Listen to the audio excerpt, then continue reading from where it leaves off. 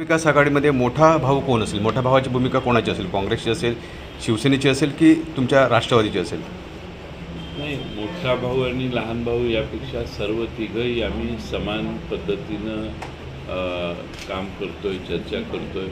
त्यामुळे लहान आणि मोठा असा भेदभाव न करता कशी जुळी होतात तशी तिळी झाली आहे तसं समजा. तिघंही एकाच वयाची आणि एकाच हातात हात घालून काम करणारी आहे. तुम्ही म्हणताय तिळी असतील, मग जागा वाटप करताना तिघांना समान वाटप असेल? जवळपास तोच प्रयत्न आमच्या महाविकास आघाडीचा आहे. मुख्यमंत्री पदासाठी कोणाचं नाव म्हणजे उद्धवसाहेब म्हणतात की माझं नाव डिक्लेअर करा, तुम्हाला वाटतं कोण असावं मुख्यमंत्री? उद्धवसाहेबही असं कधी म्हणत नाही, आम्ही कोणीच काही म्हणत नाही. आमचं सगळ्यांचं लक्ष सरकार आणण्यावर आहे.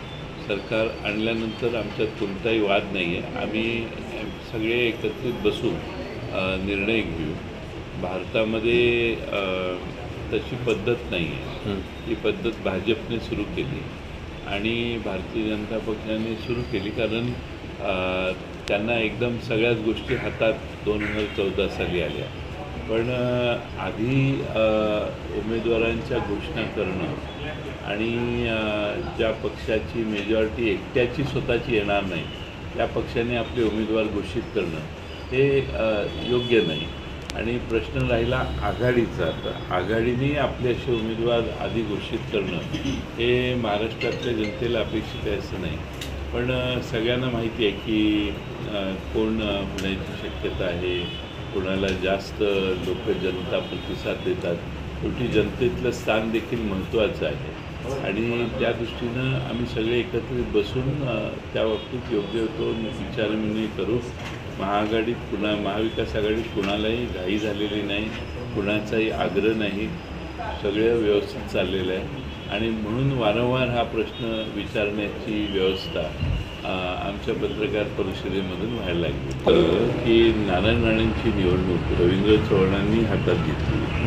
नारायण राणेंच्या हातात असती तर ती जमली नसती. रवींद्र चव्हाण होते, त्यांनी जी सगळी यंत्रणेची मॅनेजमेंट केली आणि जे घरोघरी पोहोच केले ती व्यवस्था त्यांची होती. त्यामुळे ते खाजगी सांगतात असं मी ऐकलं आहे की नारायण राणेंना शक्य नव्हतं, पण मी नारायण राणेंना निवडून आणलं. पण राणेंची कोकणातली ताकद कमी झाली असं तुम्ही मानताय का?